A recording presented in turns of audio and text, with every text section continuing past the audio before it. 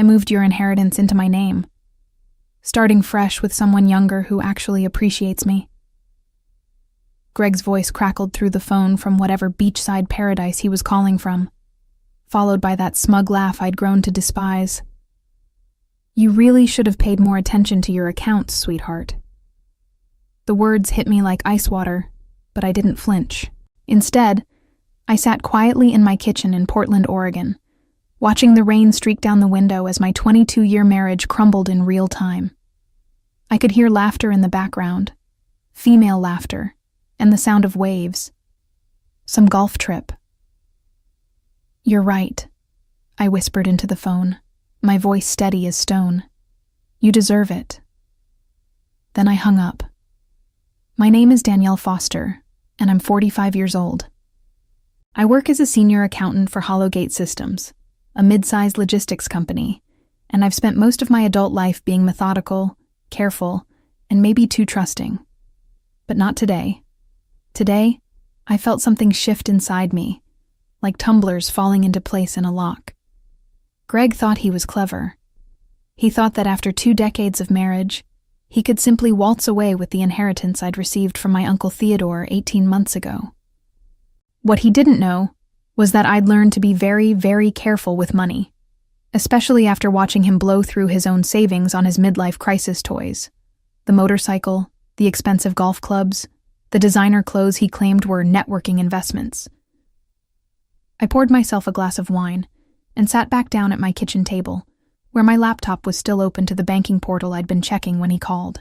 The inheritance, $600,000 plus the family cabin in the mountains, had been my security blanket, my escape plan that I'd hoped I'd never need to use. But Greg's timing was spectacularly poor. What he didn't realize was that Uncle Theodore had been more than just wealthy. He'd been paranoid about money, having lost his first fortune to a scheming business partner decades ago. When he'd left everything to me, he'd also left detailed instructions about protecting inherited wealth from predators and opportunists. I'd followed those instructions to the letter. The phone rang again. I glanced at the caller ID and saw Greg's number, but I didn't answer. Let him stew. Let him wonder why I'd been so calm, so accepting of his betrayal. He was about to learn that sometimes the quietest person in the room is the most dangerous.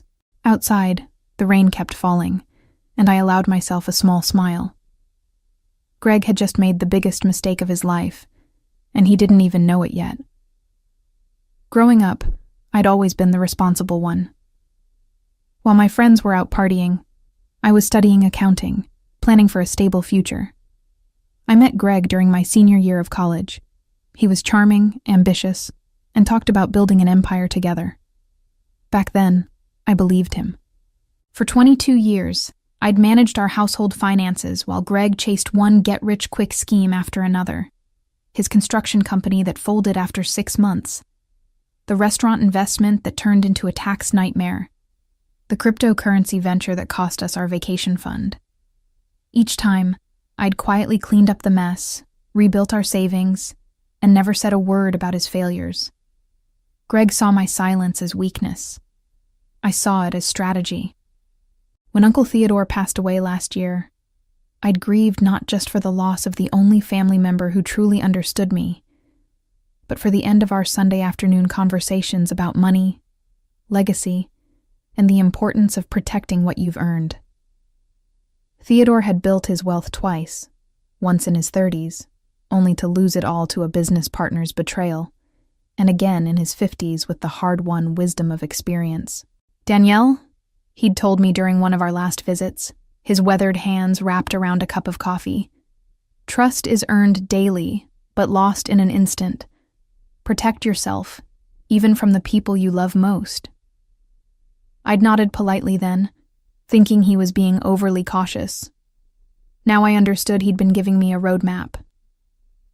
After receiving the inheritance, I'd spent weeks meeting with Theodore's financial advisor, a sharp woman named Patricia Wells, who specialized in inheritance protection.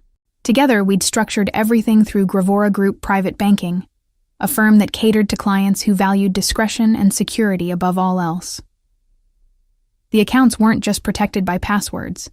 They were wrapped in layers of fraud detection, legal safeguards, and authorization protocols that required multiple forms of verification for any significant transactions. Greg's name appeared nowhere on any of the documents. In fact, the only way he could have access to anything was if I'd voluntarily added him as a beneficiary and provided him with the specific authorization codes, which of course I hadn't. What Greg had tried to do was probably access our joint checking account, where I'd deposited a small portion of the inheritance for household expenses. But the bulk of Uncle Theodore's gift remained safely locked away, earning interest and waiting for the day I might actually need it. That day, apparently, had arrived sooner than I'd expected.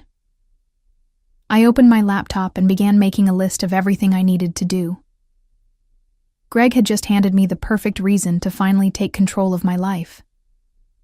The call I'd been expecting came at 7:15 the next morning. Greg's voice was tight with confusion and barely contained panic. "Danielle, what the hell is going on? I tried to transfer the money yesterday, and now the bank is saying there's some kind of investigation. They froze everything." I was already dressed and having coffee, having slept better than I had in months. "Good morning to you too, Greg. How's your golf trip going?" "Cut the crap. What did you do?" I took a slow sip of my coffee, savoring both the rich Colombian blend and the sound of fear creeping into my husband's voice. "I didn't do anything, sweetheart. But apparently you tried to commit bank fraud. That tends to trigger automatic security protocols." The silence stretched so long I wondered if the call had dropped. Finally, Greg spoke again, his voice strained. "What are you talking about? I'm your husband. I have rights to that money." "Actually, you don't." I walked to my kitchen window and looked out at the morning drizzle. Uncle Theodore's inheritance was placed in a protected trust specifically designed to prevent unauthorized access. When you tried to move funds without proper authorization, you triggered fraud prevention measures. You're lying. Married couples share assets automatically. Not inherited assets placed in protective trusts, Greg. Especially not when the beneficiary has been advised to protect those assets from potential threats. I paused, letting that sink in. The bank considers your attempted transfer to be identity theft and attempted grand larceny. I could hear him breathing hard through the phone. In the background, I caught the sound of that same female laughter from yesterday. My replacement was apparently still enjoying her vacation, blissfully unaware that her sugar daddy had just become a liability. "Danielle, you need to fix this. Call the bank and tell them you authorize the transfer." "Why would I do that?" "Because we're married. Because you love me. Because you called me yesterday to announce you were leaving me for someone younger," I finished quietly. "Because you've been lying to me about this golf trip? Because you thought you could steal my inheritance and run off into the sunset?" Another long silence. When Greg spoke again, his voice had lost all its bluster. "I can explain everything." "I'm sure you can, but I'm not interested in hearing it." I set down my coffee cup and reached for the manila folder I'd prepared the night before. "I'm filing for divorce today, Greg. My lawyer will be in touch." "You can't do this. That money belongs to both of us." "No," I said calmly. "It really doesn't. And thanks to your little stunt yesterday, you've just made my divorce attorney's job incredibly easy." I hung up and turned off my phone. Today was going to be a very busy day, and I had a lot of people to call. But first, I was going to enjoy another cup of coffee and watch the rain. For the first time in years, the weather matched my mood perfectly, clear and refreshing. By 9 a.m., I was sitting in the offices of Patterson & Associates, the law firm I'd quietly consulted 3 months ago, when Greg's behavior had started becoming increasingly erratic. My attorney, Jennifer Patterson, was a sharp woman in her 50s who specialized in complex divorce cases involving hidden assets and financial fraud. "Danielle, I have to say, this is one of the cleaner cases I've seen in years," Jennifer said, reviewing the documents I'd brought. Your husband essentially gift-wrapped his infidelity and attempted theft for us. I'd come prepared with everything. Screenshots of Greg's suspicious credit card charges over the past 6 months, including hotels in cities where he'd supposedly been on business trips, expensive dinners for two, and jewelry purchases I'd never received. I also had the banking records showing his attempted unauthorized access to my inheritance, complete with timestamps and fraud alerts. What I don't understand, Jennifer continued, is how he thought he could access a protected trust without your authorization codes. I pulled out my phone and showed her a series of text messages from 6 months ago. He's been asking me about my banking passwords, claiming he wanted to help organize our finances.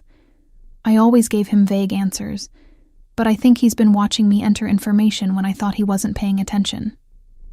The truth was more calculated than that. I'd suspected Greg was planning something for months. The late-night phone calls he claimed were work-related, the sudden interest in our financial accounts, the way he'd started asking seemingly innocent questions about Uncle Theodore's inheritance, and where exactly the money was being held. I'd started setting traps. 3 weeks ago, I'd left a fake bank statement on my desk, one showing a much smaller inheritance balance in a different account. Greg had photographed it when he thought I wasn't looking. I'd watched him through the reflection in my computer monitor, his fingers flying as he captured the account numbers and routing information. Yesterday's attempted theft had been his move against the wrong account entirely. There's something else, I told Jennifer, pulling out a manila envelope. Greg's been transferring money out of our joint accounts for months. Small amounts, nothing that would trigger automatic alerts, but it adds up to almost $15,000. Jennifer's eyebrows shot up as she reviewed the documentation. Where was the money going? An account I'd never seen before. I hired a private investigator last month to look into it. I slid another document across her desk. Turns out Greg opened a secret account 8 months ago. The money was being used to fund his affair. Hotel rooms, trips, gifts for his girlfriend. And you have proof of the affair? I nodded toward my phone. The investigator followed him to Phoenix last weekend. Photos, video, credit card receipts. His golf trip is actually a romantic getaway with a 28-year-old named Amber, who works at his favorite sports bar. Jennifer was taking notes quickly. This is excellent work, Danielle. With this level of documentation, we can file for divorce on grounds of adultery and financial malfeasance. Plus, his attempted theft yesterday gives us leverage for a very favorable settlement. There's one more thing, I said quietly. When I set up the inheritance protection with my uncle's financial advisor, I included a clause that would automatically revoke any claim Greg might have to shared marital assets if he ever attempted to access the inheritance fraudulently. Jennifer looked up from her notes. You mean his attempt yesterday triggered an automatic forfeiture clause? As of yesterday evening, Greg legally forfeited his claim to our house, our shared savings, and his portion of my retirement accounts. I smiled grimly. Uncle Theodore was very thorough in his advice about protecting family wealth from predators. Jennifer sat back in her chair, looking impressed. Your uncle sounds like he was a very wise man. He was, and he taught me that sometimes the best defense is preparation. The call from Patricia Wells at Gravora Group Private Banking came at 11 a.m., just as I was leaving Jennifer's office. Patricia's voice was professionally calm, but I could hear satisfaction underneath. Mr. Foster has been calling our offices repeatedly since 8 this morning, she said. He seems to be under the impression that he can resolve this situation by speaking to a supervisor. And what have you told him? That any investigation into attempted unauthorized access to protected accounts must be handled through proper legal channels. We've also informed him that his actions have triggered automatic security protocols that cannot be reversed without court intervention. I smiled as I walked to my car. What exactly does that mean for him? Well, the attempted transfer has been reported to federal banking authorities as suspicious activity. Additionally, his social security number has been flagged in our system as a potential threat to account security. Any future attempts to access accounts linked to the trust will result in immediate law enforcement notification. This was even better than I'd hoped. Uncle Theodore's paranoid security measures were turning out to be a gift that kept giving. "There's something else," Patricia continued. "When we were reviewing the incident, we discovered that Mr. Foster had been making inquiries about your accounts for several months. He called our offices in February, claiming to be your financial advisor and requesting account information." My hands tightened on the steering wheel. "He did what?" "Our staff followed protocol and refused to provide any information. But we have records of multiple calls and one in-person visit where he attempted to present himself as your representative. At the time, we simply logged it as suspicious activity, but given yesterday's events, it establishes a clear pattern of premeditation." I pulled into a parking space and sat in my car, processing this information. Greg hadn't just been planning to steal from me. He'd been actively scheming for months, trying to find ways to access money that wasn't his. "Patricia, I need you to document everything. My attorney will want copies of all communication logs, security reports, and any evidence of his attempts to access the accounts." "Already prepared," she said efficiently. "I'll have everything couriered to your lawyer's office within the hour." After hanging up, I sat in my car for several minutes, watching office workers hurry through the drizzle. 22 years of marriage, and I was discovering that my husband was essentially a stranger. The Greg I'd fallen in love with in college would never have attempted something so calculating and cruel. Or maybe he would have, and I'd just been too trusting to see it. My phone buzzed with a text message from an unknown number. "This is Amber. Greg told me what you did to him. You're a vindictive bitch who doesn't deserve a man like him. He's never been happier than he is with me." I stared at the message for a moment, then typed back, "Tell Greg that when he gets arrested for bank fraud, he'll have plenty of time to think about how happy you make him." The response came immediately. "What arrest?" I didn't reply. Instead, I forwarded the text to Jennifer with a note. Evidence of ongoing affair and contact information for the other woman. Then I drove to my office at Hollowgate Systems. I had work to do, and maintaining my normal routine would be important in the days ahead. My colleagues didn't need to know that my personal life was imploding, at least not yet. But as I walked into the building, I felt lighter than I had in months. Greg had been planning his escape for months, thinking he was orchestrating the perfect betrayal. What he didn't realize was that he'd walked straight into a trap that Uncle Theodore had designed specifically for men exactly like him. The knock on my office door at Hollowgate Systems came just before lunch.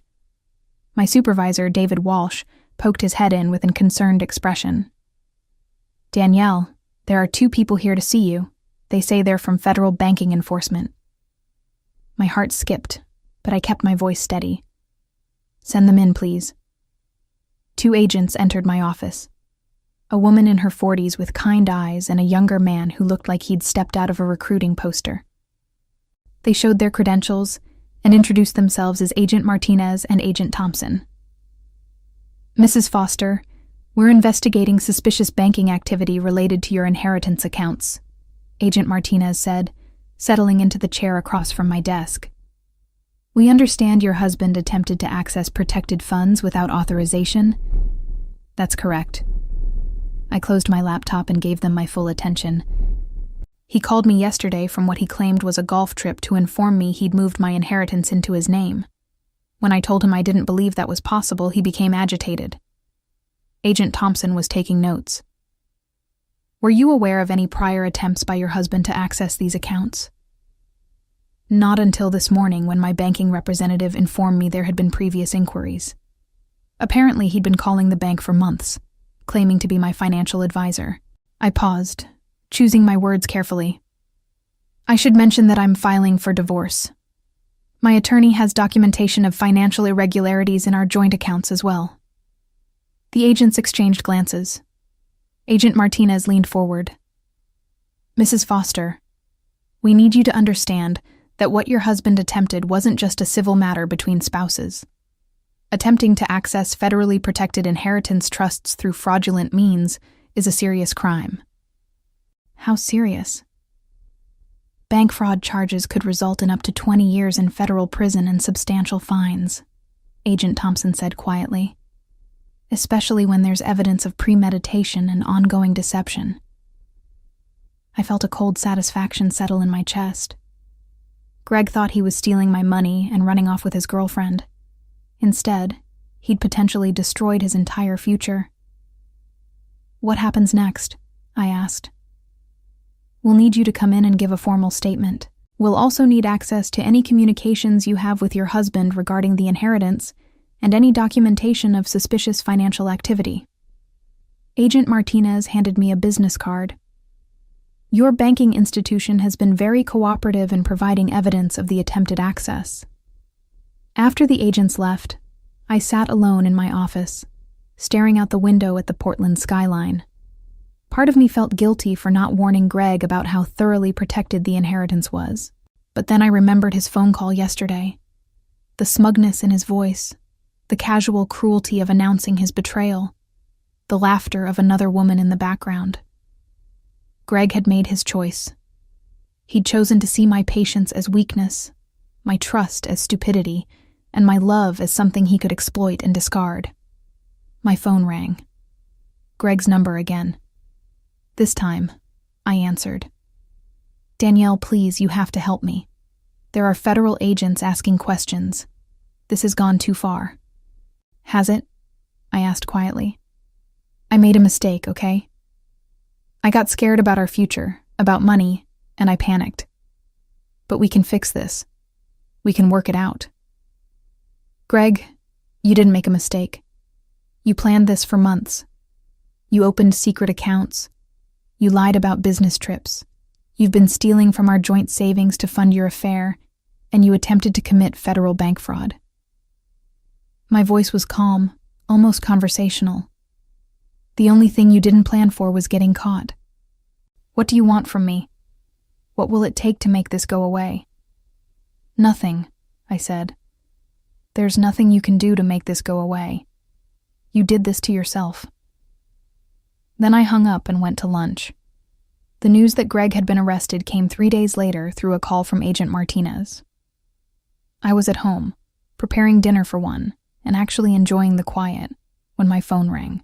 "Mrs. Foster, I wanted to inform you that we've taken your husband into custody on charges of attempted bank fraud, identity theft, and violation of federal banking regulations."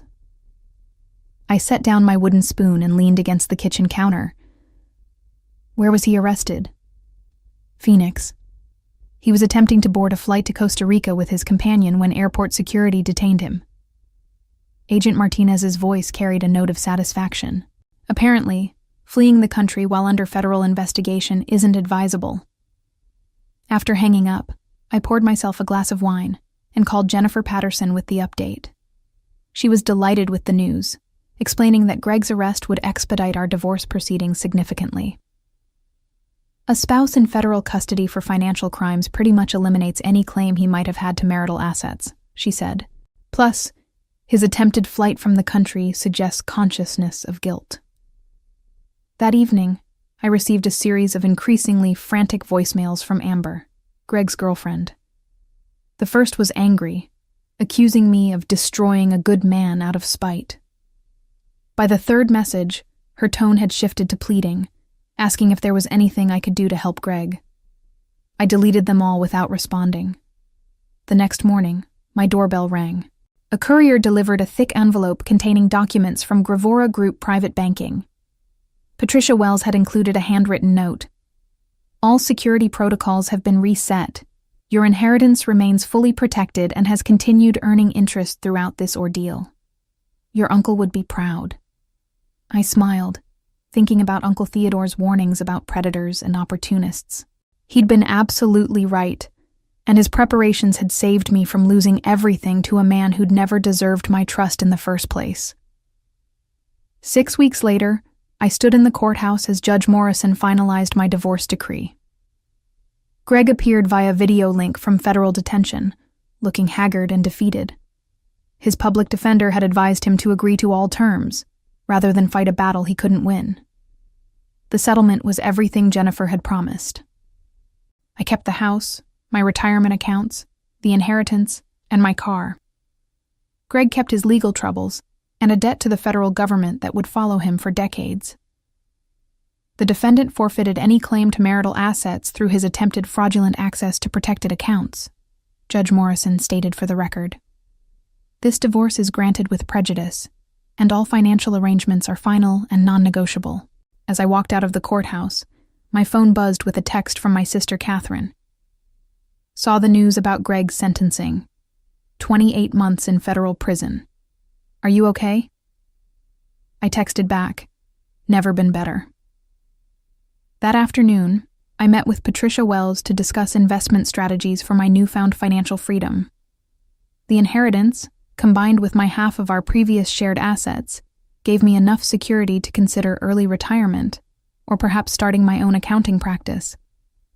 Your uncle included a letter to be given to you after any legal proceedings involving the inheritance were resolved, Patricia said, handing me a sealed envelope.